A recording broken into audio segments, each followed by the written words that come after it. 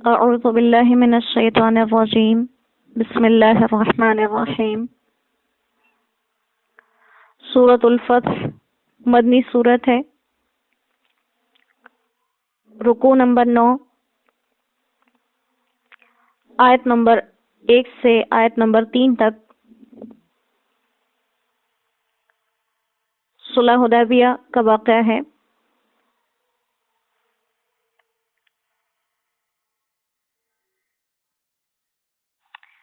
جس کو اللہ کریم نے فتح کے لفظ سے تعبیر کیا۔ بسم اللہ الرحمن الرحیم۔ انا فتحنا لک فتحا مبینا، بے شک ہم نے آپ کو ایک کھلم کھلا فتح دی۔ صلح حدیبیہ جو فتح مکہ کا سبب بنا اور ابتدا آپ صلی اللہ علیہ وسلم کے مبارک خواب سے ہوئی۔ تذکرہ چل رہا ہے، آپ صلی اللہ علیہ وسلم حدیبیہ کے مقام پر تھے۔ آپ نے مکہ میں بات چیت کرنے کے لیے حضرت عثمان رضی اللہ تعالیٰ عنہ کو بھیج رکھا تھا، جن کے بارے میں یہ شہرت آ گئی کہ ان کو شہید کر دیا گیا۔ اس پر آپ صلی اللہ علیہ وسلم نے صحابہ کرام سے بیعت لی اور سب نے جہاد پر آپ کے ہاتھوں بیعت کی، اور آپ نے اپنا ایک ہاتھ اپنی طرف سے اور دوسرا ہاتھ حضرت عثمان رضی اللہ تعالیٰ عنہ کی طرف سے بیعت میں شامل کیا۔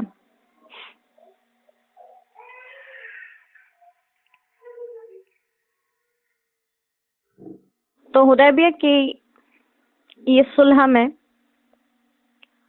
صبر آزما لمحے تھے صحابہ کرام رضوان اللہ علیہم اجمعین کے لیے۔ تکلیف دہ معاملہ تھا، مشقت والا معاملہ تھا، لیکن اس کے ساتھ ساتھ محبتوں کا دامن نہیں چھوڑا۔ آپ صلی اللہ علیہ وسلم کی محبت کے تقاضے بھی نبھائے، اور اللہ کریم نے یہاں پر آپ کے معجزات بھی ظاہر کیے۔ جب آپ صلی اللہ علیہ وسلم نے صحابہ کرام سے بیعت لی تو دوسری طرف اللہ سبحانہ و تعالی نے مکہ والوں کے دلوں پر مسلمانوں کا رعب طاری کر دیا، اور یہ وہ خصوصیت ہے جو اللہ سبحانہ و تعالی نے آپ صلی اللہ علیہ وسلم کو عطا فرمائی۔ ایک حدیث مبارکہ کا مفہوم ہے جس کا ایک جز یہ ہے کہ اللہ سبحانہ و تعالی نے مجھے ایسا رعب دیا ہے کہ اگر میرا دشمن 1 مہینے کی مسافت پر مجھ سے دور ہے تو اس کے دل پہ میرا رعب چھا جاتا ہے۔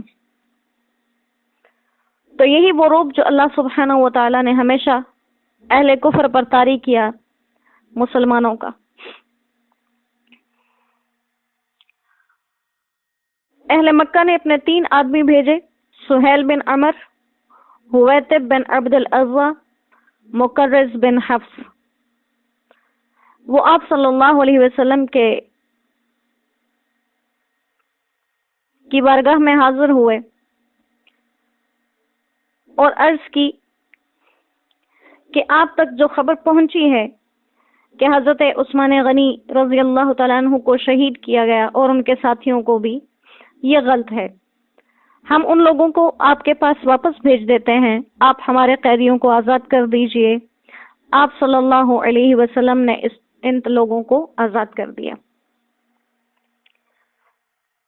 آگے آنے والی آیات میں انشاءاللہ دوبارہ سے اس کو تفصیل سے ذکر بھی کیا گیا ہے۔ یہ تینوں لوگ واپس گئے اور قریش کے سامنے صحابہ کرام رضوان اللہ علیہم اجمعین کی جان نثاری اور یہ جو بیت رضوان میں صحابہ کرام نے جان نثاری دکھائی اس کے حال ذکر کیے۔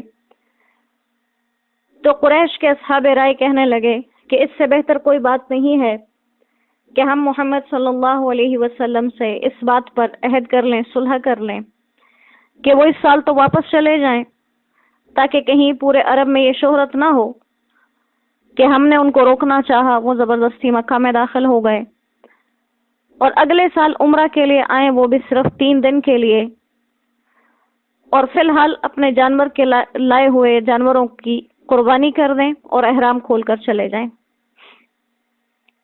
چنانچہ سہیل بن عمر کو دوبارہ پیغام دے کر بھیجا گیا۔ ان تینوں لوگوں میں سے جو آپ صلی اللہ علیہ وسلم کے پاس مذاکرات کے لیے آئے تھے، ان میں سے سہیل بن عمر اور حویطب بن عبد العزیٰ بعد میں مسلمان ہو گئے تھے۔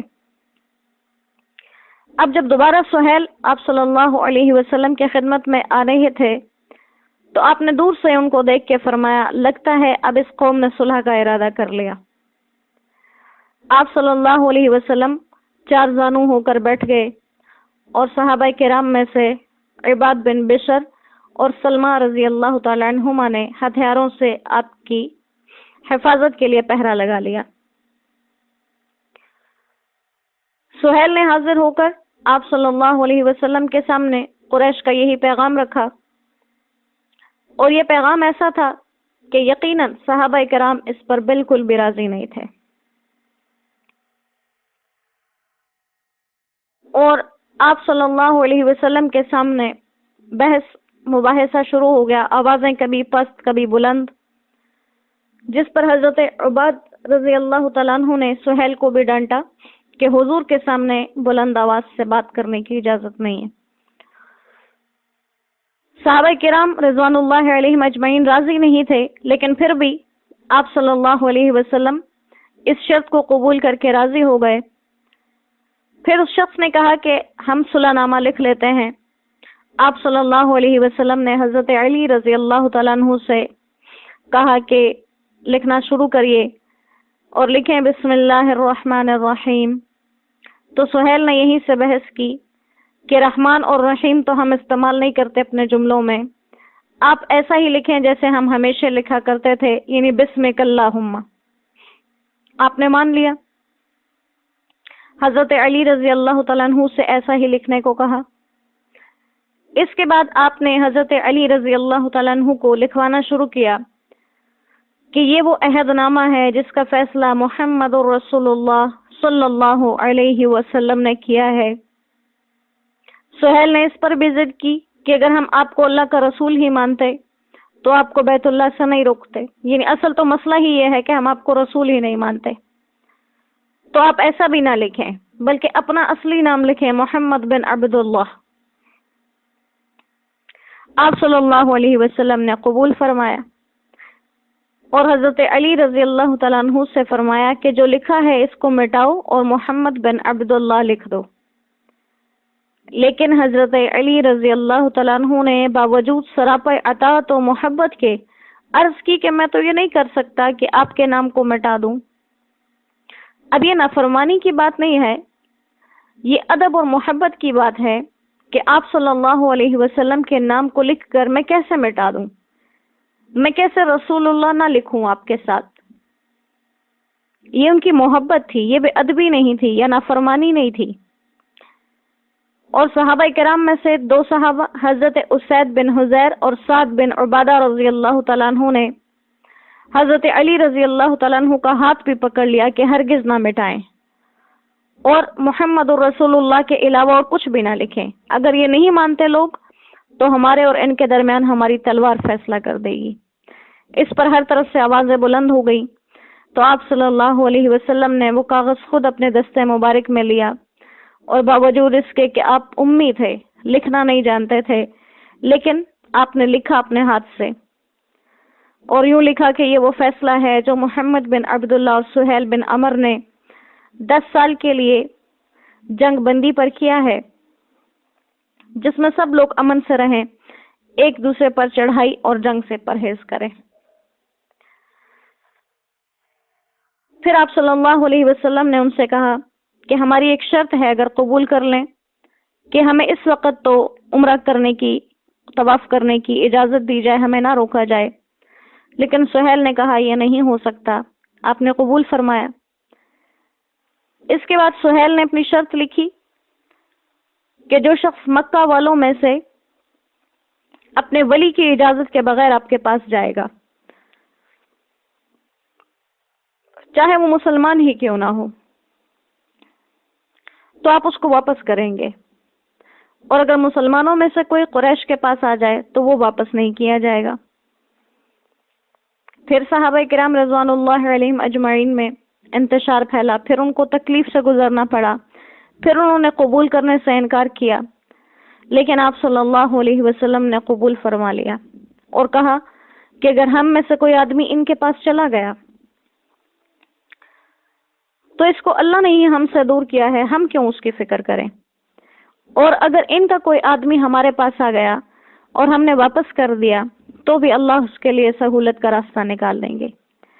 حضرت برہ رضی اللہ تعالیٰ عنہ نے اس صلح نامہ کو 3 مختصر شرائط کے ساتھ ذکر کیا ہے۔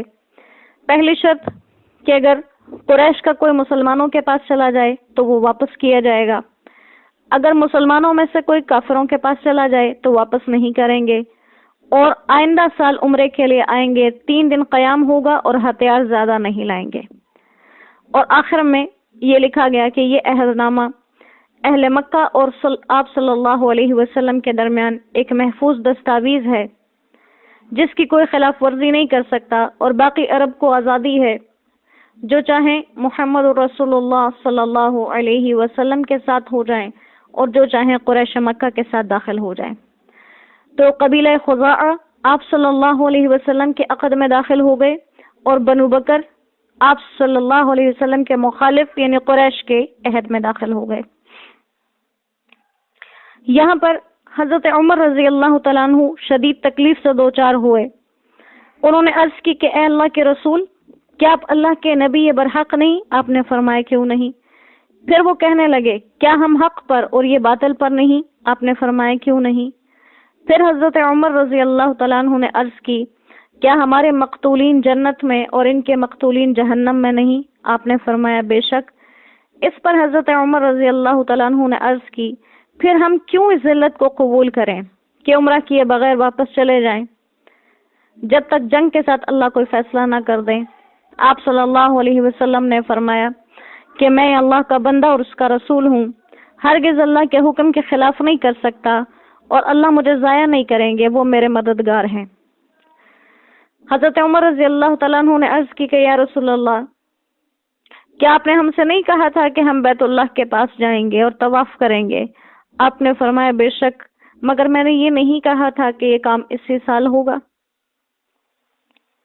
حضرت عمر رضی اللہ تعالیٰ عنہ یہی بات حضرت ابوبکر صدیق رضی اللہ تعالیٰ عنہ کے پاس لے گئے، ان سے بھی یہ سارا اپنا غم بانٹا۔ انہوں نے بھی اسی طرح کا جواب دیا جو آپ صلی اللہ علیہ وسلم نے دیا تھا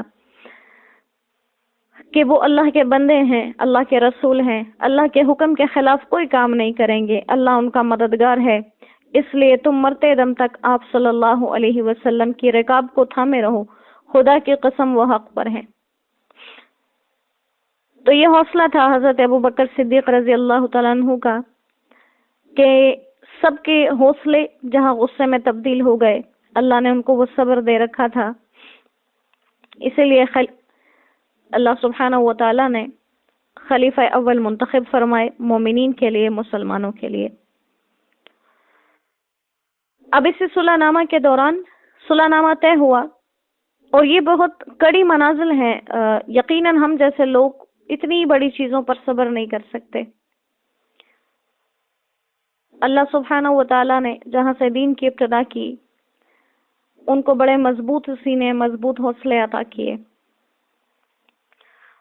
تو اسی صلح نامہ کے دوران یہی شخص جو سہیل بن عمر ہے، اس کا بیٹا مسلمان ہو چکا تھا اور اس نے قید کر کے رکھا ہوا تھا، اس کو اذیتیں دیتا، وہ بھاگ کر آپ صلی اللہ علیہ وسلم کی خدمت میں پہنچ گیا، آپ سے پناہ مانگی۔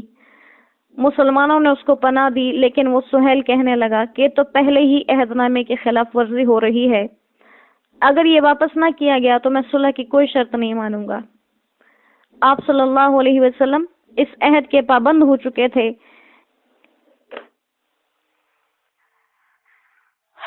آپ نے ان کو واپس کر دیا، اور بعض جگہوں پر یہ بھی روایت کے الفاظ آتے ہیں کہ آپ صلی اللہ علیہ وسلم نے ان سے کہا تھا کہ ایک شخص مجھے مانگا ہوا ہی دے دو، خود سے نہیں آنے دیتے تو ایک شخص مجھے مانگا ہوا دے دو، لیکن ان لوگوں نے اس سے بے انکار کیا۔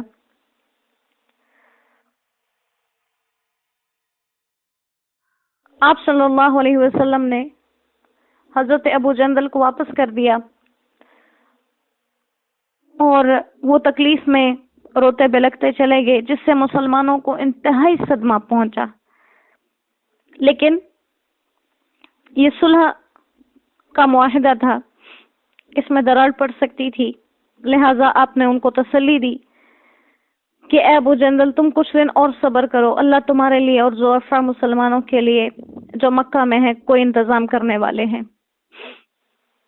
مسلمانوں کی طرف سے صلح نامہ پر حضرت ابو بکر، حضرت عمر، عبد الرحمن بن عوف، عبداللہ بن سہیل بن عمر، سعد بن ابی وقاص، محمد بن مسلمہ اور علی بن ابی طالب رضی اللہ تعالی عنہم کے دستخط ہوئے، اور مشرکین کی طرف سے سہیل کے ساتھ چند لوگوں کے دستخط شامل ہوئے۔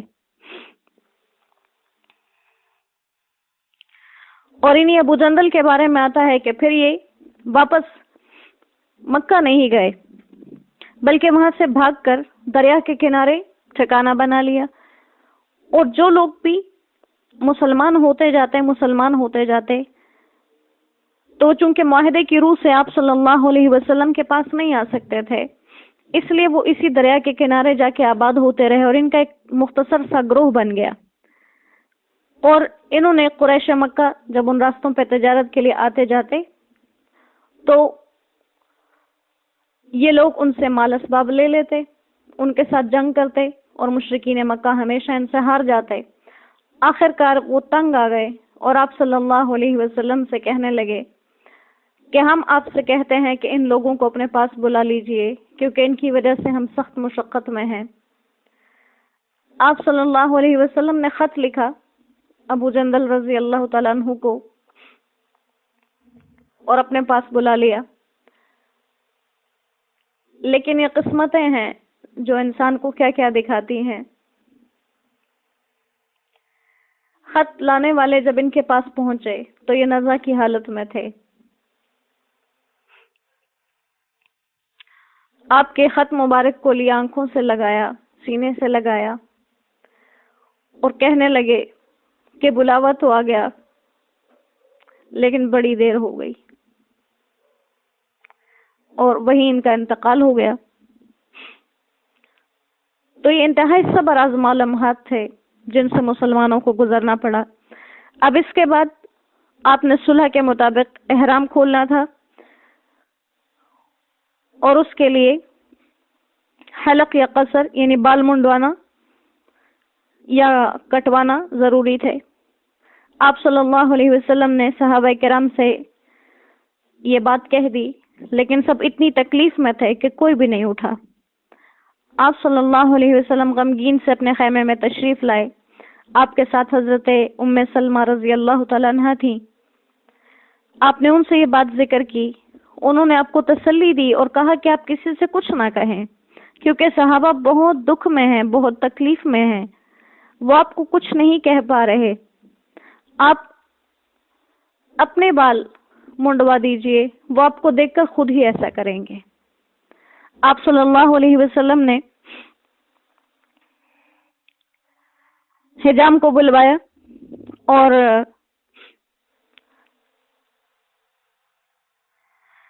حلق کرانے کے لیے بیٹھ گئے، تو صحابہ کرام نے آپ کو دیکھ کر فوراً سے یہی کام شروع کر دیا، اور سب حلق میں لگ گئے اور قربانی کے جانوروں کو ذبح کرنے لگے۔ آپ نے ان سب کے لیے دعا فرمائی۔ حدیبیہ میں آپ نے 19 اور بعض روایات کے مطابق 20 دن قیام کیا۔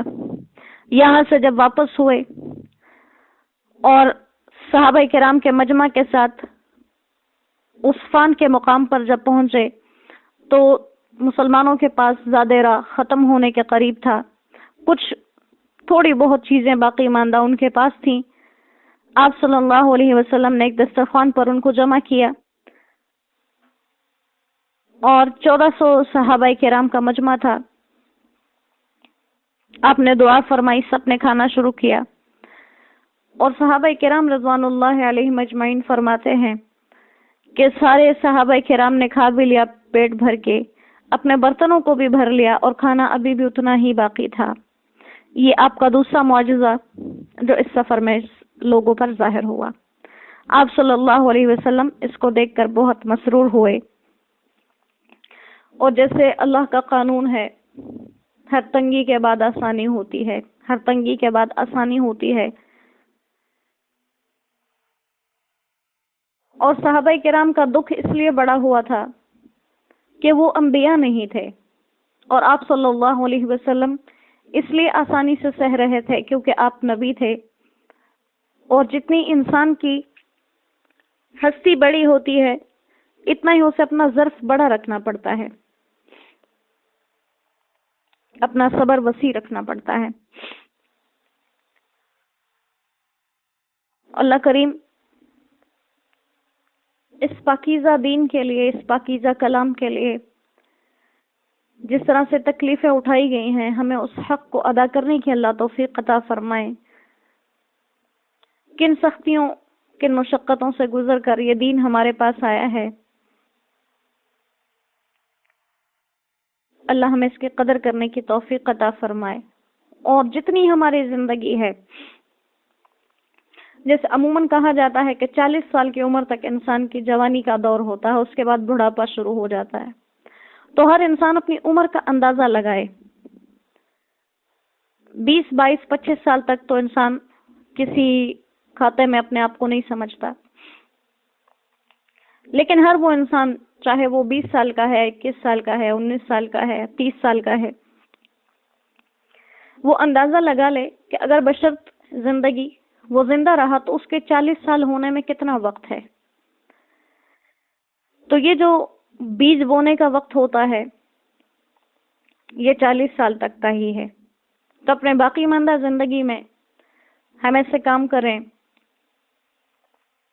کہ جب فصل کے کٹنے کا دور آئے تو ہم غمگین اور پریشان نہ ہوں، ہم نے ایسی کھیتیاں بوئی ہوں جس میں ہر طرح سے فائدہ ہی فائدہ ہو۔ اللہ کریم ہمارے لیے دین کے اس سفر کو آسان رکھے، اور دین پر چلنا اللہ سبحانہ و تعالی ہمارے لیے محبتوں کے ساتھ آسان کر دے۔ وما علینا الا البلاغ وآخر دعوانا ان الحمد للہ رب العالمین۔ السلام علیکم ورحمۃ اللہ وبرکاتہ۔